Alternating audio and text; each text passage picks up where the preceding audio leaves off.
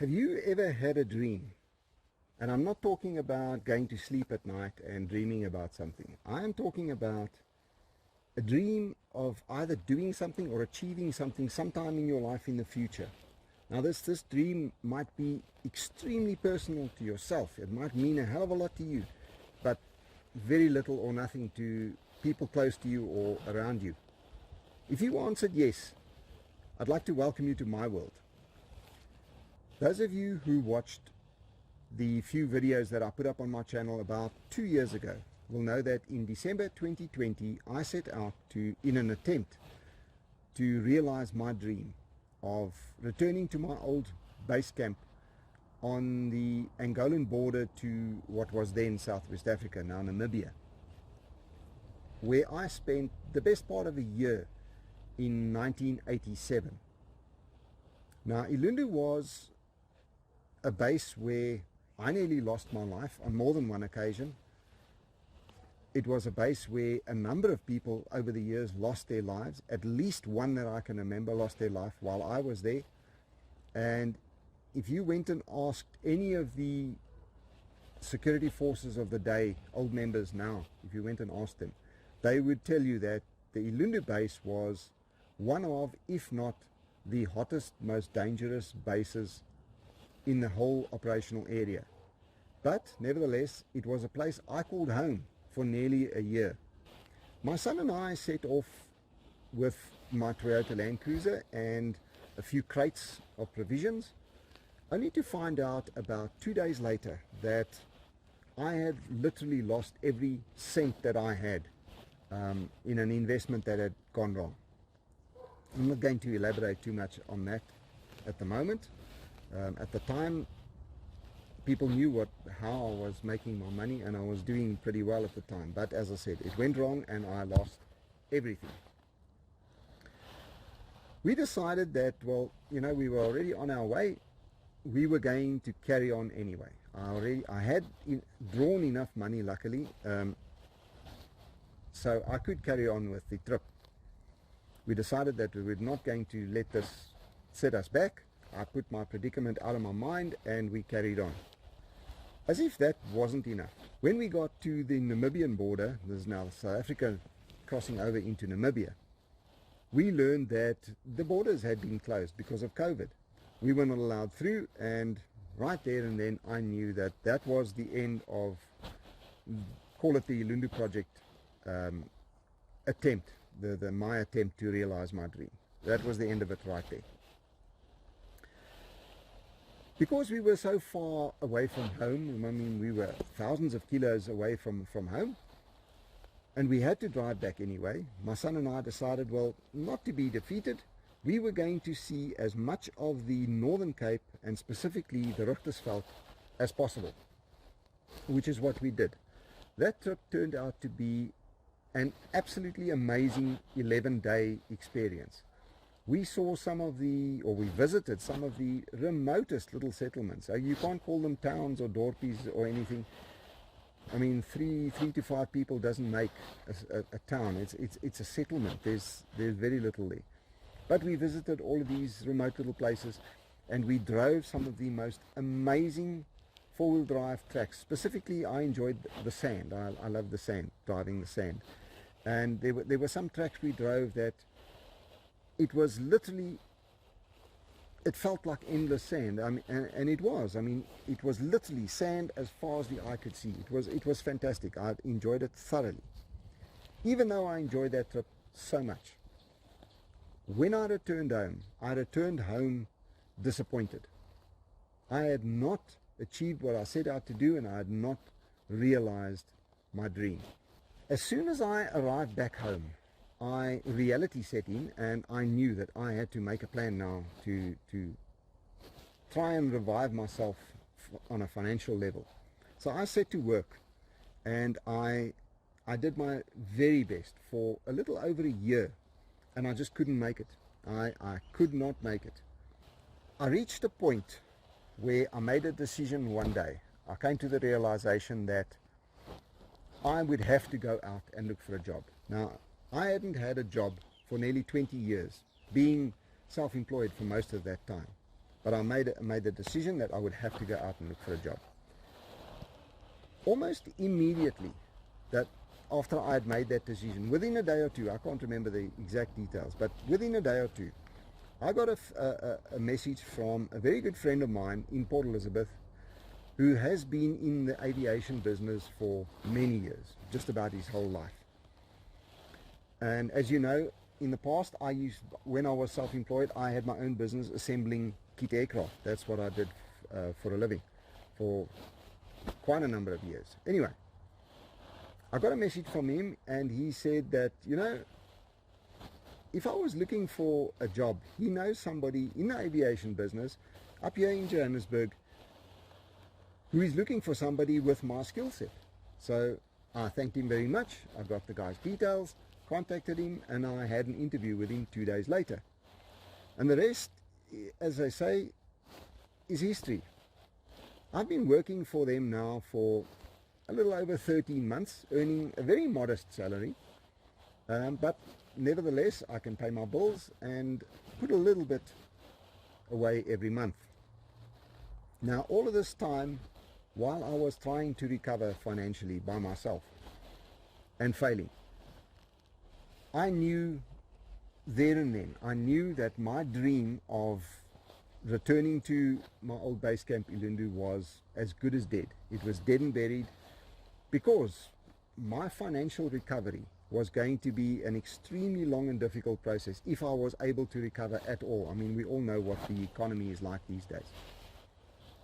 Never mind financing something like a trip all the way through South Africa to the Namibian border, and then all the way through Namibia all the way to the Angolan border.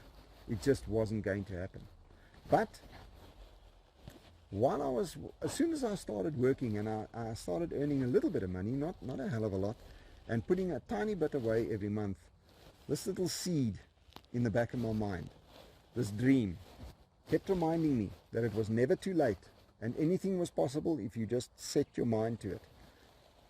So I decided a little while ago now that I was going to give the Elundu Project another go. And in fact, I would keep giving it another go until the day I die if I have to. I will die trying if I have to. But I cannot give up on this dream.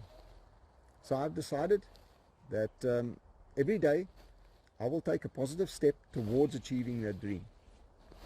At the moment, I haven't got the whole process set out of how I'm going to do it. I just know that I need to do what I need to do every single day. I need to take these steps every single day.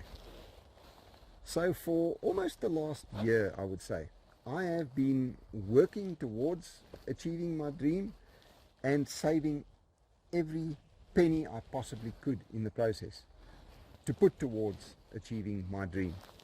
Welcome to the relaunch of the Elundu Project. You can call it the Elundu Project 2.0 if you like, seeing that it is my second attempt. Right now, I am in a position to get started on preparing for the trip. In fact, I have already started. Those that watched my last videos on my channel about 2 years ago will know that, as I said earlier, I set out with very little in the way of kit or equipment. I had the most basic 12-volt system you could think of. I had a few plastic crates that I had bought at Westpac in the back to hold my provisions. I had a 25-litre plastic jerry can with water in it behind the seat, and the only thing that I bought brand new was my Snowmaster fridge, which was also in the back. I also had a second-hand Tentco rooftop tent in which my son, or myself, and my 6-foot-tall 20-year-old son slept for 11 days on that trip, and very comfortably, I might add. I absolutely love the tent.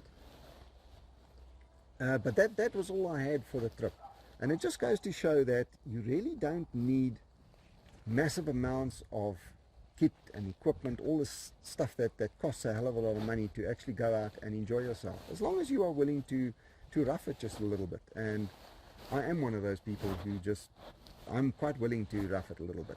Unfortunately, I learned on that trip that unsecured plastic crates in the back of the car on very bad roads was an absolute disaster. Because they were all stacked on top of each other, their lids literally got smashed in the process. So I've made a decision that when I finally make my next trip up to Namibia to go visit to realize my dream, I will not do it until I have a decent storage system in the back of my Land Cruiser to hold the fridge down securely and to hold the rest of my fragile belongings or provisions, put it that way. So I've taken the time over the last few months to design and build my own drawer system, proper drawer system, that incorporates the fridge and everything. In fact, I don't know if you can see it. Yes, you can. This is the frame that I have built, and I have already finished the slider for the fridge. I just need to build the drawers now. I already have all the sliders and everything for it, and then it obviously needs to be covered. But it is almost done. I've had to even teach myself to TIG weld in the process. What you see here is nothing special, nothing out of the ordinary. It is a basic drawer system with a fridge slider, and it will have 3 drawers in it. This is only phase 1. In phase 2, 3 and 4, I'm going to show you how I, as well as you, can have all of the luxuries and amenities that the more well-known YouTubers we all know, and a lot of private individuals with much bigger budgets, can have without spending a fortune of money. I'm talking about gull-wing doors. We all know what brand name gull-wing doors cost for a Land Cruiser these days. I'm talking about a hot water system that, for the most part, will put all of the others, will leave all of the others in the dust. I'll tell you more about that a little bit later. I'm talking about things like a custom-built roof console with place for radios and everything else in it, lighting the whole trip. Also a custom-built center console with cup holders and everything else. We all know that the Land Cruisers don't have cup holders. I might even go as far as designing and building armrests with a cup holder in it. Those things are also hellishly expensive. But I'm going to do all of these things all myself. I'm going to design them and build them myself, as well as an almost invisible 12-volt system, and I will tell you more about that later as well. I decided to develop all of these products because I think there is a huge need amongst people who either don't have the skill set to build these things themselves, or the finances to go out and buy the big brand names stuff off the shelves. It is very expensive, and not many of us these days can do it. So I decided to develop these products and offer them to people like that, and I can guarantee you they're going to be a lot cheaper than what any of these companies can offer. Oh, one other item I forgot is a instrument pillar pod for the 80 series Land Cruiser. It'll hold 3 instruments. I'm busy with that at the moment. But I decided to offer these things to people like this in an attempt to help others to be able to have the things that I will eventually have myself. But in the process, I will, by offering these to others at a much reduced cost, I will be able to finance my future stages of the build and eventually reach a stage where I can actually back my Land Cruiser and, as they say, head into the sunset. Now, many people have asked me what I intend on doing once I have been on the trip, once I have realized my dream of visiting my old base camp at Elundu. What am I going to do with the channel? What am I going to do with myself after that? Well, I've given this a lot of thought over the last while, and I've come up with a few things that I'm going to be sharing with you in the near future. I think that anybody with a sense of mystery, a sense of adventure, and a little bit of nostalgia will thoroughly enjoy what I have in store for you, assuming I can pull all of this off. If this all sounds interesting to you, or even if you are just curious as to how I am going to build a hot water system that does not need any 12-volt system to power it, as in huge lithium batteries at a hell of a cost or anything like that. It does not need any 12-volt power. It won't need a big bulky gas system. It won't need a big bulky diesel burner. It won't even need a wood fire for that matter.